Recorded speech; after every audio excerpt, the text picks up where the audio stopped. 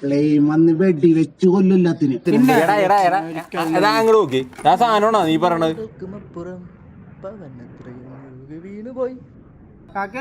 കാക്കയല്ലടോ അതിന്റെ പുറകിട്ട് പ്ലെയിൻ